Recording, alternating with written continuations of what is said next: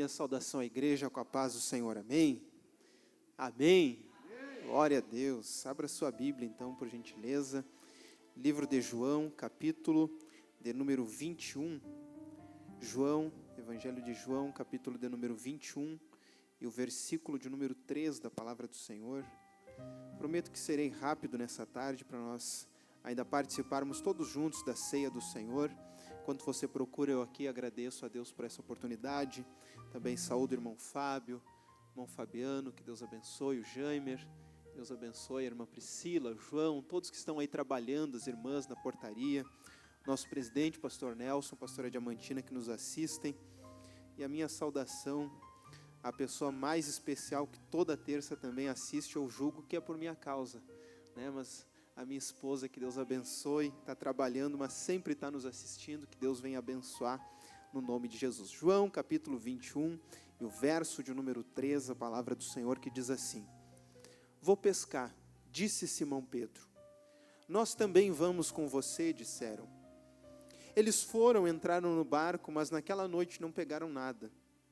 Ao amanhecer, Jesus estava na praia, mas os discípulos não o reconheceram. Ele lhes perguntou: Filhos, vocês têm algo para comer? Não, responderam. Versículo de número 9. Quando desembarcaram, viram ali uma fogueira, peixe sobre as brasas e um pouco de pão. Versículo de número 12. Jesus lhe disse: Venham comer. Nenhum dos discípulos tinha coragem de perguntar: Quem és tu? Pois sabiam que era o Senhor. Jesus aproximou-se, tomou o pão e deu a eles, fazendo o mesmo com o peixe. Esta foi a terceira vez que Jesus apareceu aos discípulos, depois de ter ressuscitado dentre os mortos. Tome teu assento, glorificando, bendizendo ao nome de Jesus. Glória a Deus. Isaías, Deus abençoe, bem-vindo. Meus irmãos, Jesus, ele inicia o seu ministério com prazo de validade. Ele inicia a sua vida, mas principalmente o seu ministério já com prazo de validade. Foram muitas as vezes que Jesus, ele reunido com os discípulos, ele disse: olha, importa que o Filho do Homem seja levantado. Eu me lembro também da situação em que ele estava à beira do templo, enquanto muitos elogiavam, ele diziam: mas não ficará pedra sobre pedra que não venha a ser derribada. E o autor que está escrevendo diz assim: e não sabiam que ele falava sobre o seu próprio corpo. Muitas foram as vezes que Jesus, ministrando, deixou a entender que chegaria uma hora em que ele seria tirado do meio dos discípulos. Mas aquilo que é apenas uma expectativa, quando nós entramos no capítulo de número 26 do livro de Mateus, nós vamos ver que vai se tornar então uma realidade. Aquilo que é apenas uma expectativa, que Jesus costumeiramente dizia: olha, chegará a hora em que eu serei tirado do meio de vocês. No capítulo 26, ele vai se reunir com os discípulos e ele vai dizer assim: daqui a 2 dias, chegará a festa dos pães sem fermentos, e é nesse dia em que o Filho do Homem será traído, e que o Filho do Homem será morto pelos principais dos fariseus e dos sacerdotes.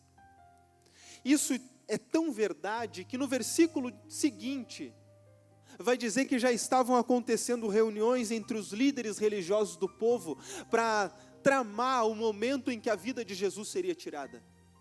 Aquilo que era uma expectativa agora estava começando a se tornar uma realidade bem prática e bem palpável à vista daqueles que estavam com Jesus. Chegaria o dia, e esse dia era daqui a 2, onde Jesus seria tirado do meio dos discípulos. No capítulo 26 ainda de Mateus, e no versículo de número 6, Jesus vai ser ungido naquela passagem clássica da unção em Betânia, quando aquela mulher quebra o vaso, e nós todos conhecemos essa história. Hinos foram construídos acerca dessa mulher. Ela quebra o vaso e ela adora Jesus. E essa passagem, ela tem uma importância muito maior do que você imagina. Ela não é apenas uma história de uma mulher em adoração ao Senhor. Essa é uma história de uma revelação muito importante na vida de Jesus. A revelação do traidor do nosso mestre. Vai ser na unção em Betânia que o traidor vai se revelar. Vai ser nesse momento em que ele vai aparecer perante os demais, na sua primeira aparição e revelação. Quando aquele vaso é quebrado e aquele perfume, aquele unguento é derramado sobre o corpo de Jesus, o livro de Mateus vai dizer, e do meio dos 12, um se levanta e diz assim, que desperdício. Que desperdício esse perfume tão caro sendo derramado. E o autor de Mateus, ele não escreve, Fabiano, o nome desse homem, mas João escreve. João vai dizer assim, e Judas, vendo o perfume sendo derramado aos pés e no corpo de Jesus, ele vai dizer assim, que desperdício, 300 denários foram desperdiçados ungindo o corpo, enquanto esse dinheiro poderia ter sido usado para dar aos pobres. O perfume seria vendido e o dinheiro teria sido doado. Mas João também escreve assim, mas Judas não estava preocupado com os pobres. O que Judas na verdade era um ladrão. E quando ele arrecadava o dinheiro, ele colocava a mão na sacola e tirava para ele o dinheiro.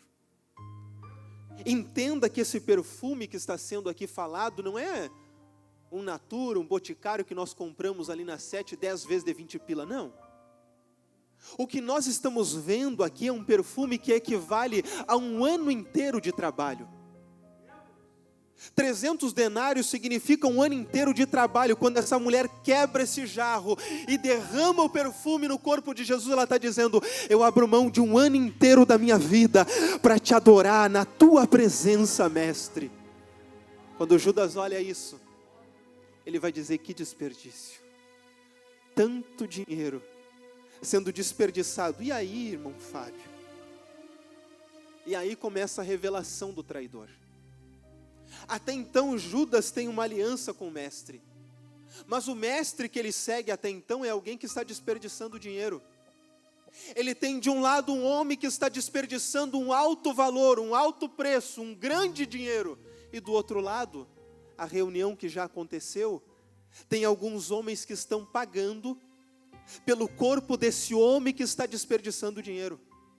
Veja que Judas tem entre si, de um lado um homem que ele segue que está desperdiçando dinheiro, e do outro lado homens que estão pagando por esse homem que desperdiça dinheiro.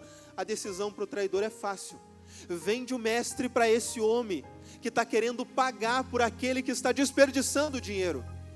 Judas deixa uma aliança e ele vai construir uma nova aliança, uma aliança de sangue, uma aliança de traição.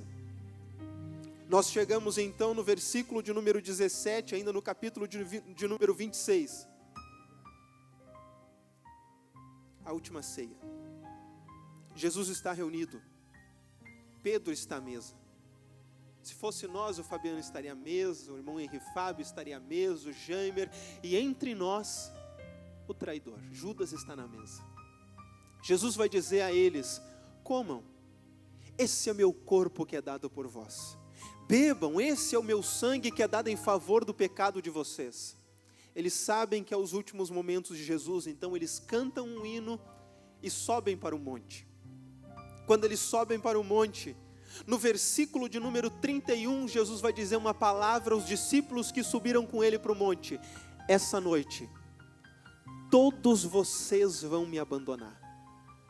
Não ficará um de vocês comigo, mas todos me irão desamparar. Mas então no versículo de número 33, um homem se levanta no meio dos discípulos e diz, ainda que todos te abandonem, eu vou contigo até o final. Eu vou contigo até o fim.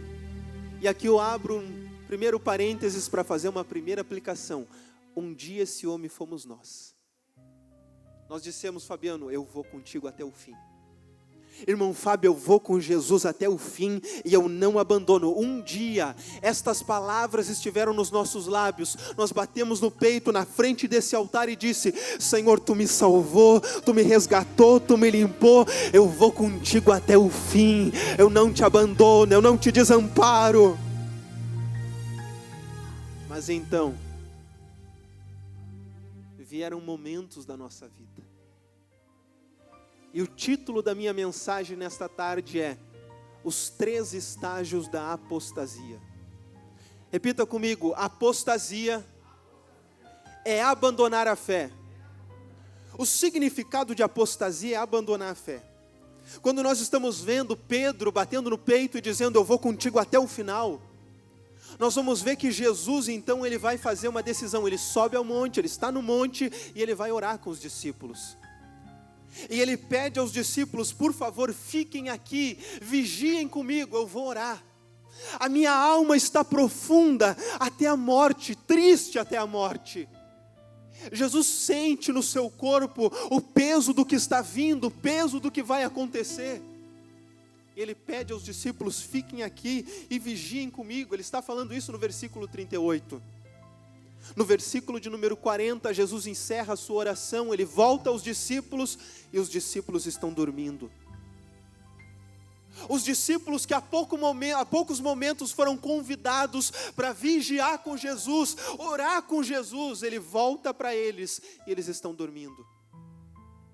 Jesus pergunta, e a pergunta você conhece, não puderam vigiar nem menos 1 hora comigo? Nem ao menos 1 hora vocês conseguiram ficar orando comigo? Jesus então se distancia mais uma vez, ele volta para o lugar de oração, ele retorna e mais uma vez, pela segunda vez, os discípulos estão dormindo. Ele se afasta pela terceira vez e quando ele retorna pela terceira vez, mais uma vez, os discípulos estão dormindo. O primeiro estágio da apostasia é a sonolência em tempos de vigilância. Momentos em que era para nós estarmos vigiando e estamos dormindo. Momento em que era para estarmos atentos e estamos descansando da presença de Deus. E olha a frase comum de quem está nesse estágio: para que orar? Para que tanto culto de oração, irmã Jaimer? Para que o pastor vem orar às 6:30 da manhã na igreja? Isso é loucura, isso é coisa do tempo passado. Gente que está sonolenta, é gente que se afastou do altar da oração. Mas nessa tarde nós seremos convidados a voltar para o altar da oração. O Senhor está perguntando por que você está dormindo, se é tempo de vigiar, se é tempo de despertar, se é tempo de estar alerta na minha presença.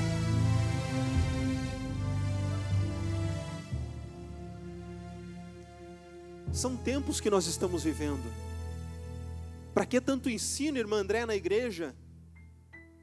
Para que tanto ensinar? Para que, irmã Nelma, essas pregações tão fortes contra o pecado? É só falar que Deus vai dar o carro, Deus vai dar a chave da casa, o povo se alegra, a gente mente um pouquinho para o povo sai feliz da vida. Para que tanto? Para que tanto ensino? Para que tanta exortação? Para que tanta necessidade de ser fiel? É porque há um tempo em que está chegando que a palavra diz que se não fosse o Senhor e a sua misericórdia, até os escolhidos seriam enganados. Mas se houver pregação da palavra, nós permaneceremos de pé, porque é tempo de vigiar. Ora vem Senhor Jesus, Ele está vindo e nós precisamos vigiar na presença dele.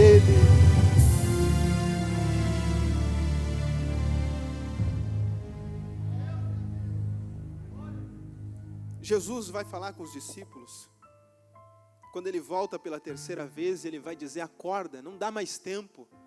O tempo de vocês orar acabou. O tempo que eu precisava que vocês estivessem orando se foi. Acordem. Aí vem o traidor. O traidor está chegando. Há um tempo em que nós estamos vivendo que o espírito do anticristo já opera entre nós. É hoje e é agora o tempo da vigilância que nós deveríamos estar atentos 24 horas por dia. E eu te pergunto nessa tarde, o que antigamente você tratava com radicalismo? Eu não estou dizendo radical daquele crente quadrado que não consegue abrir o pensamento para nada, não, eu estou dizendo de radical, de santidade, de ser fiel, radical contra o pecado. Você era radical contra o pecado e hoje trata como se nada a ver, como se não tivesse problema, foi alargando, foi afrouxando. O que você deixou de ser radical? O que você abriu mão na tua santidade? Há quanto tempo, eu te pergunto também, você tem se afastado do altar da oração? Há quanto tempo você não abre a Bíblia e ela tem parado em cima da tua mesa no Salmo 23, mas nesta tarde é tempo de relevar um chacoalhão de Deus, porque Ele está perguntando: você não consegue mais vigiar comigo? Você não consegue mais estar acordado, se manter comigo? Pedro, o espírito está pronto, mas a carne é fraca, Pedro. O traidor está chegando. E aí eu te pergunto, irmão que está aqui, até quando você vai se manter assegurado na barra da saia da esposa, dizendo: a mulher que é a mulher de oração, é ela que é a coluna da igreja? E até quando você não vai orar? Até quando você vai manter essa vida relaxada na oração? Calma, vem comigo ainda. Deixa eu perguntar para as irmãs: até quando você vai matar culto e deixar de estar na presença de Deus para ficar ligada na novela das 8, das 9, das 11? É tempo de vigilância, é tempo de estar na presença de Deus. Calma, deixa eu ir mais um pouquinho. Jovem, até quando você vai estar com o TikTok e Instagram aberto, vendo pornografia, enquanto era para estar em santidade na presença de Deus? Até quando você vai estar dormindo? Até quando você vai estar nessa sonolência? O Senhor está vindo, mas o traidor está vindo também. Mas antes que ele chegue, nós estaremos acordados, vigiando na presença de Deus.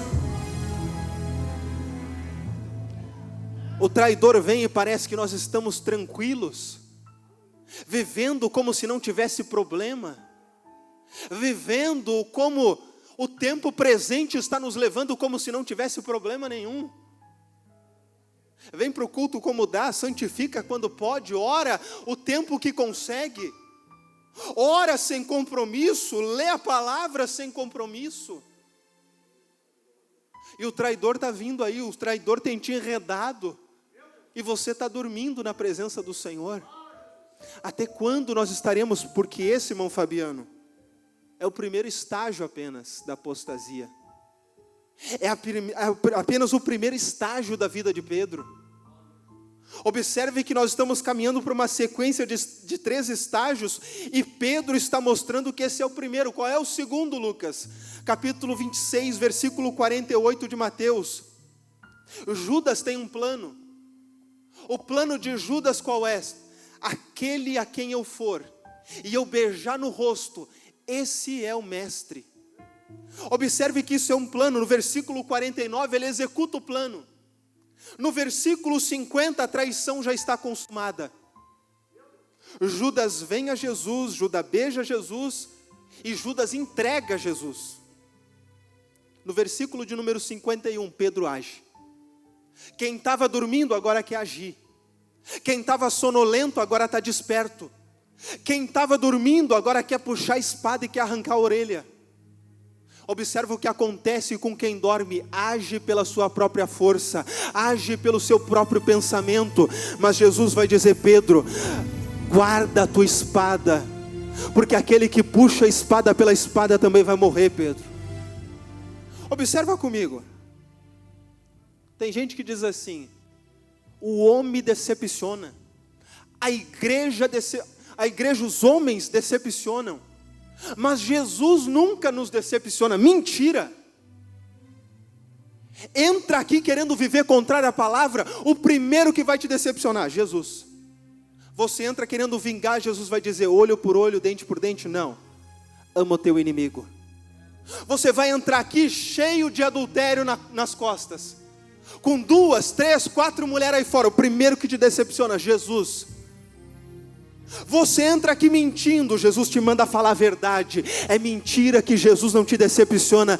Jesus te confronta porque Ele tem amor pela tua alma, e Ele não quer que você morra e pereça no inferno. Ele te decepciona, mas a decepção dEle é para te levar para o céu, é para te conduzir para o céu, é para você ter vida eterna nele. Oh glória, oh glória. Jesus vai decepcionar Pedro.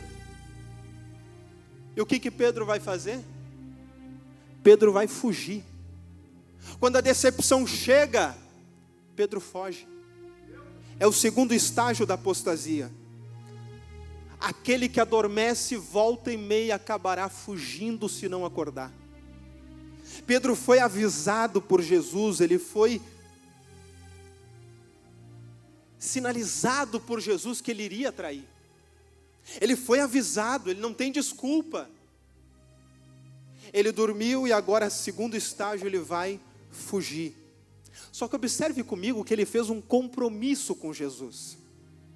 Quando ele ainda estava falando que os discípulos iriam abandonar, o homem que bateu no peito e disse: eu vou até o fim, foi Pedro. Foi Pedro, irmão Fábio, que falou: eu vou contigo até o final. E agora ele está fazendo o quê? Regredindo, fugindo. Eu aplico o segundo estágio te perguntando: até quando nós estaremos fugindo do compromisso que fizemos com o Senhor? Até quando nós estaremos fugindo daquilo que nós falamos que iríamos fazer na presença de Deus? Quem dorme não vigia, quem não vigia volta e meia foge. Há quanto tempo você tem fugido da presença de Deus? Você disse assim: Fabiano, se Deus curar minha família, se Deus curar o meu esposo, eu vou te servir como eu nunca te servi. Já passou 10 anos da cura e até hoje você não está servindo. Já passou 5 anos que o Senhor salvou a tua casa, até hoje você não veio cumprir o propósito. Mas o Senhor te encontrou nessa tarde para te dizer: aonde está o compromisso que você fez comigo? Aonde está a promessa que você fez comigo? É tempo de ser fiel, é tempo de ser fiel na minha presença.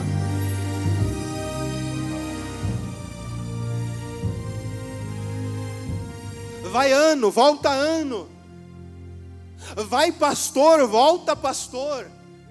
Muda presidente, vai presidente novo. E você está sempre dizendo: agora eu vou trabalhar, agora eu vou ser fiel, agora eu vou conseguir. Vai começar quando? Que Jesus já está voltando e você ainda não cumpriu o compromisso que fez com o Senhor. Mas nessa tarde nós vamos sair daqui fiéis e vamos ser fiéis com o Senhor.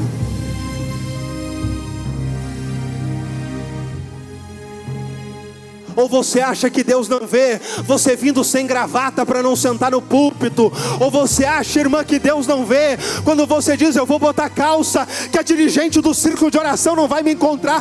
Mas Deus te encontrou nessa tarde e Ele está aqui para te dizer: aonde está o compromisso que tu fez comigo? Aonde está a promessa que tu fez para mim? Porque você não está mais no primeiro estágio, você já está no segundo. Você tem fugido há muito tempo. Você já adormeceu há muito tempo, você já está fugindo.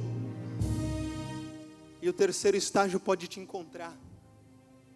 O terceiro estágio pode te encontrar. O Senhor, Ele vai dizer que quando Ele é levado pelos traidores, quando Ele é traído por Judas, e Ele está sendo julgado na casa do sumo sacerdote, há um homem que está o acompanhando de longe. Não se assuste, acompanhar Jesus de longe ainda não é o terceiro estágio, ainda não é o pior. Seguir Jesus de longe é ruim, mas ainda não é o pior. Há um homem que está seguindo Jesus de longe, e a palavra diz que quando Jesus está sendo julgado, esse homem para se aquecer na beira de uma fogueira.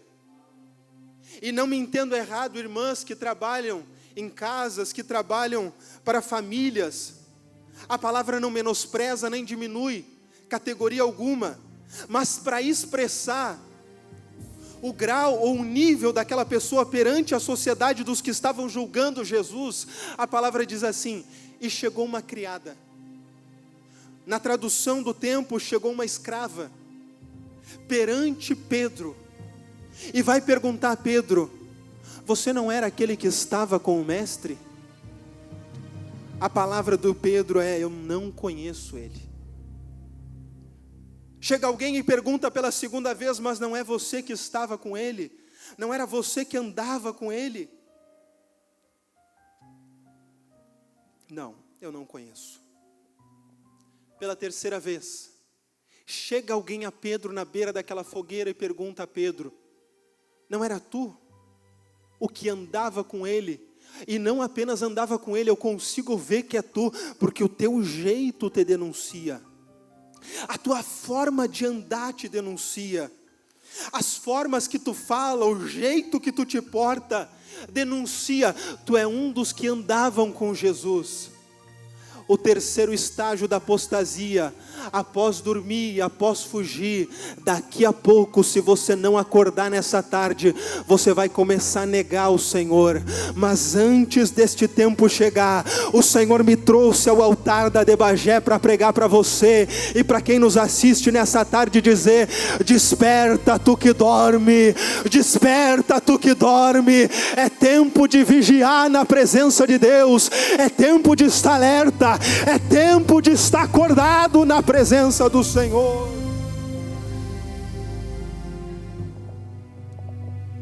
Porque quando esse tempo da negação chega, as pessoas que antigamente paravam de falar palavrão quando nós chegávamos, quando nós chegamos, eles não param mais. Quando nós estamos em estado de negar quem é Jesus, os colegas que no nosso trabalho falavam coisas obscenas e tratavam assuntos, quando nós chegamos, eles não param mais. Porque quando nós chegamos, eles dizem assim: não, vamos parar porque você é crente. Mas quem está em estado de negação, irmão Fábio, diz assim: não, me mostra aqui, deixa eu ver. Não, continua o assunto, eu quero falar sobre isso. Não, vamos ver o que vocês estão falando. Estado de negação é estado de apostasia. Começa a se afastar de Deus e começa a se aproximar do mundo. Começa a estar mais perto do mundo do que mais perto de Deus. Começa a estar mais perto do pecado e daqui a pouco o pecado nos enreda. Mas quem vai ficar enredado nessa tarde é Satanás, que perdeu mais uma na tua vida, porque você vai sair daqui mais crente do que nunca. E quando te perguntar, você não é um dos que andavam com ele, você vai dizer: eu não apenas andava com ele, mas eu sou parecido com ele. E não só sou parecido, eu sou filho dele. Eu ando com ele, eu acordo com ele, eu vivo com ele. Aleluia. Oh glória. Os 3 estágios da apostasia. Primeiro, você dorme. Segundo, você foge. Terceiro, você nega. E desde o início da minha mensagem eu tenho dito que eu estou pregando para que você acorde, para que você não caia em nenhum desses estágios nessa tarde. Mas deixa eu te dizer, pode ser que aqui dentro desse templo hajam pessoas que entraram aqui já vivendo os 3 estágios da apostasia. E estão como Pedro na passagem que nós lemos, já voltaram para o mar, já se afastaram, já voltaram para a velha vida, já abandonaram as redes, já deixaram Jesus de lado, já estão abandonando os discípulos e já estão voltando para a velha vida. Meu irmão, eu amo Pedro, mas eu amo João. O apóstolo João não é à toa que ele é o discípulo do amor. Irmão Fabiano, quando Mateus vai escrever sobre essas passagens, é difícil ele citar verdadeiramente o nome de Pedro. Ele fala: alguém dormiu. Ele fala: alguém fugiu. Mas dificilmente ele cita o nome daquele que caiu, daquele que transgrediu. Mas João, ele faz diferente. Mateus está escrevendo que um dos que estavam com o mestre cortou a orelha do oficial, cortou a orelha de Malco. Mas João, quando vai escrever a mesma passagem, diz assim: o Simão Pedro cortou a orelha de Malco. Os discípulos, aqueles que escreveram os demais evangelhos, eles dizem assim: tem alguém que dormiu quando Jesus estava orando. João pega a caneta e ele diz assim: o Pedro dormiu quando Jesus estava orando. Os discípulos escrevem que alguns fugiram e que todos fugiram, mas João, ele é categórico: Pedro fugiu, Pedro abandonou Jesus. Eles dizem assim: teve alguém que negou. João pega a caneta e escreve: o Pedro negou Jesus. Irmão Fábio, parece que João tem algo com Pedro. Parece, nós lendo o evangelho de João, parece que João e Pedro têm uma risca entre eles. Algo que não os deixa serem amigos até mesmo.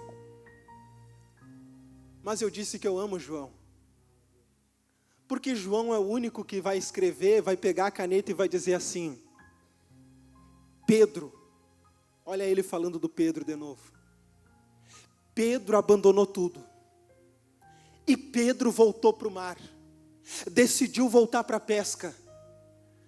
Mas de manhã, não tendo pego nada, ele estava tentando pescar. E o mestre estava esperando Pedro na beira da praia. Parece que tem gente que só nos procura para puxar a orelha e dizer: para de dormir, para de fugir, para de negar. Mas eu tenho algo para te dizer: é essa pessoa que está doidinha para escrever. Vocês viram, eu estava avisando que ele ia dormir, que ele ia fugir, mas eu sabia, eu avisava que Deus, que o mestre, que Jesus tinha algo com ele. O mestre foi ao encontro dele. O mestre tinha algo com Pedro. É por isso que ele escreve: Pedro estava na praia, mas o mestre foi ao encontro dele, porque eu sabia, eu avisava. Ele tem algo diferente com Pedro, ele tem algo especial com Pedro. E o mestre foi encontrar Pedro.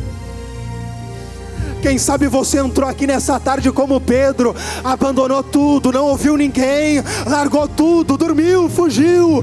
Mas o mestre está aqui dizendo: eu estou te chamando para a mesa de novo, eu estou te convidando. O pão está pronto, o peixe está pronto, você é convidado para a ceia.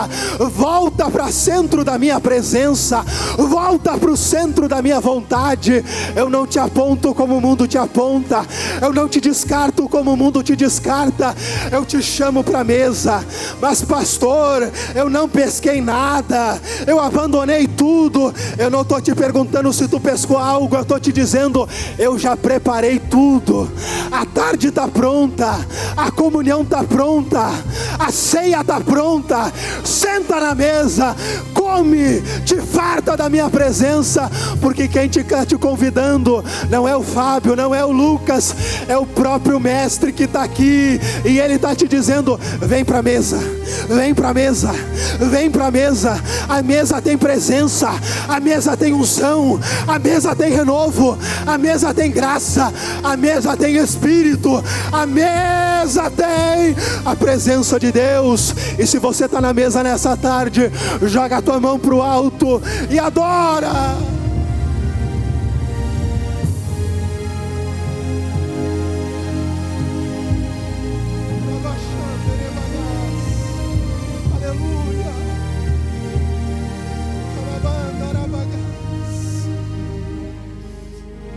Mas Lucas, eu já estava dormindo.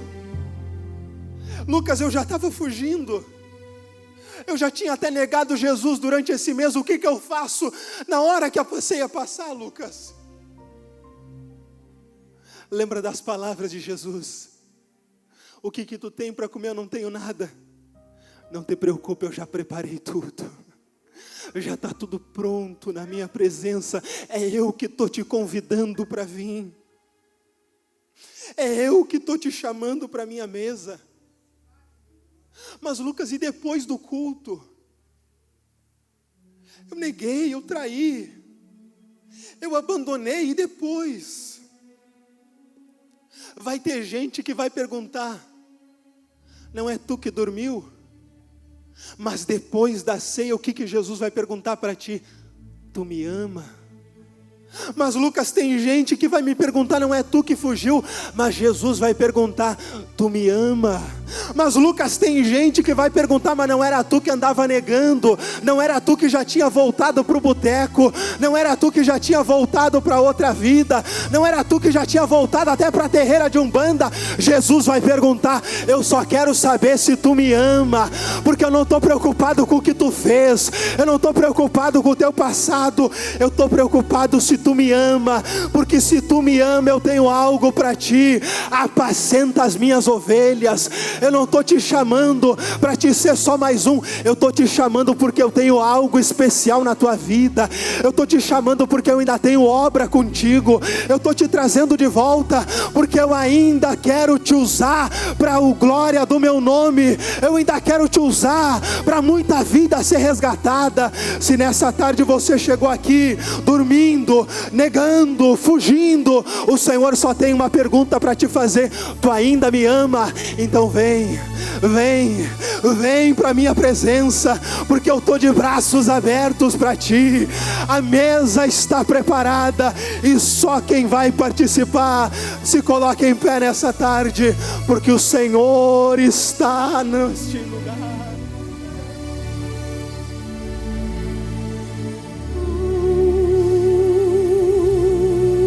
Sinta a presença dele aí. Ele não está com julgamento e apontamento, ele está perguntando: tu me ama? Então volta a me adorar nesta tarde.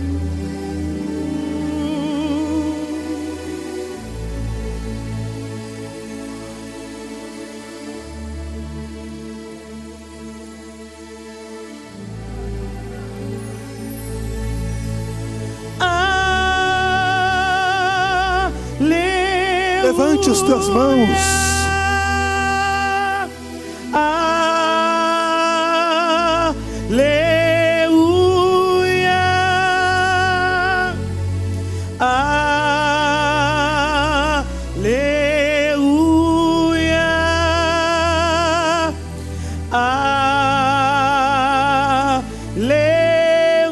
Só quem foi achado por Ele no seu pior momento, na sua pior fase, diga aleluia, diga as suas palavras de amor, diga: Senhor, eu te amo.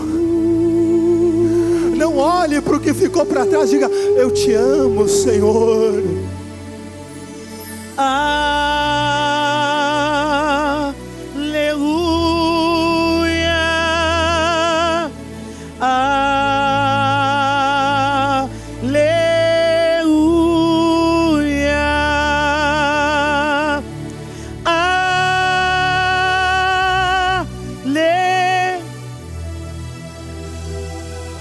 Eu não sei você, mas eu não quero nem saber se tem live ou não. Eu quero chorar nessa tarde. Eu quero pular, porque Ele me ama, Ele me escolheu, Ele me achou, Ele te achou.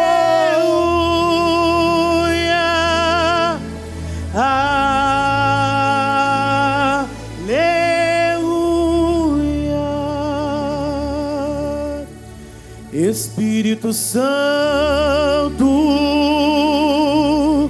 eu te amo. Espírito Santo, eu te adoro. Espírito Santo, eu te amo. Espírito Santo, eu te adoro. Aleluia.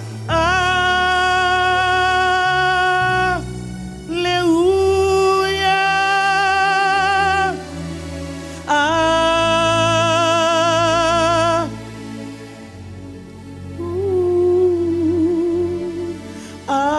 Esse é o som daqueles que foram encontrados.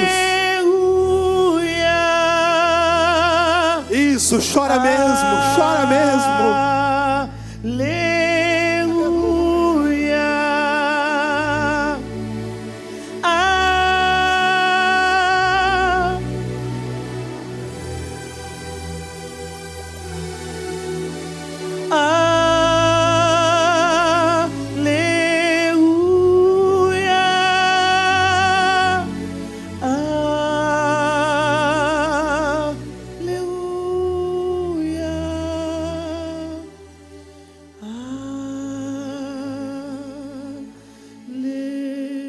Não há homem que entenda esse choro, irmã Nelma. Mas Deus está dizendo: chora mesmo, filha, porque eu entendo esse choro e eu recolho cada lágrima na minha presença. Sou eu, Deus da tua vida, que ouço as tuas lágrimas de oração e tenho uma vitória muito grande para ti, minha serva, porque enquanto tu chora na minha presença, eu preparo a tua vitória, diz o Senhor.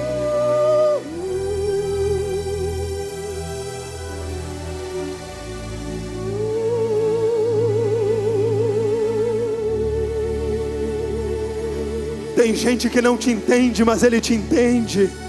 Tem gente que não sabe por que você chegou aqui, mas você tem a consciência de que é Ele que te trouxe. Foi Ele que te trouxe aqui para te dizer: eu não desisto de ti, eu não desisto da tua alma, eu tenho um plano contigo, e enquanto eu não te levar para o céu, eu não te abandono, eu não te largo.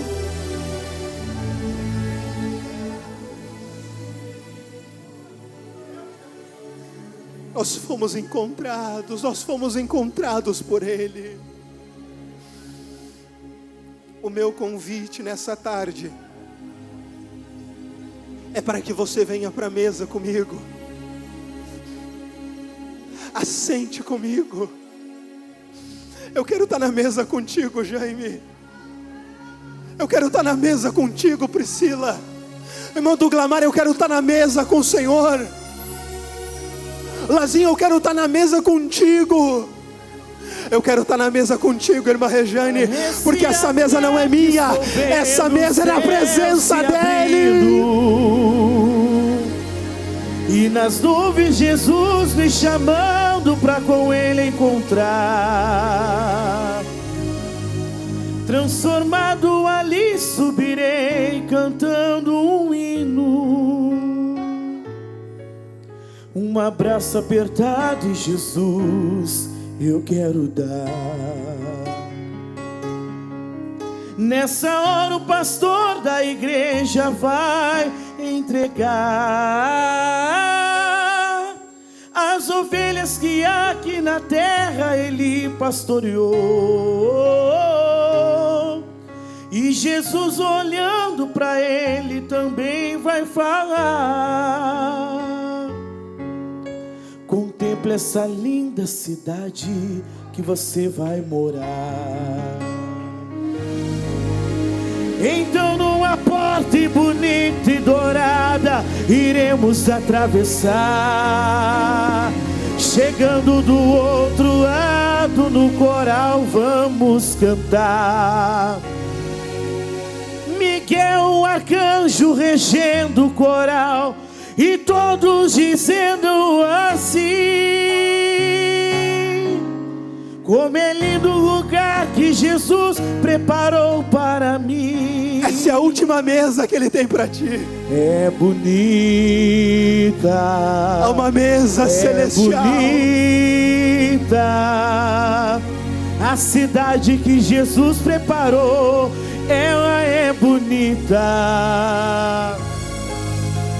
É lá que eu vou morar. O pecador não acredita. A cidade que Jesus preparou, ela é bonita. João, eu não frequento a tua casa como deveria, mas alguns dias atrás tu deitou na tua cama e tu chorou naquele travesseiro e tu perguntou para Deus o porquê que comigo é assim, o porquê que isso acontece comigo. E o Senhor, Ele vem aqui nessa tarde para te dizer: tu não imagina o que eu estou preparando para a tua vida. Tu não imagina ainda o que eu vou entregar nas tuas mãos, porque antes de tu nascer, eu te formei e te fiz como um projeto para esta terra. É por isso que isso acontece, porque eu tenho para a tua vida é tão grande, que tu ainda não consegue imaginar. Mas espera na minha presença, porque além do que tu pede, é tudo isso que eu vou fazer, diz o Senhor sobre a tua vida nesta tarde.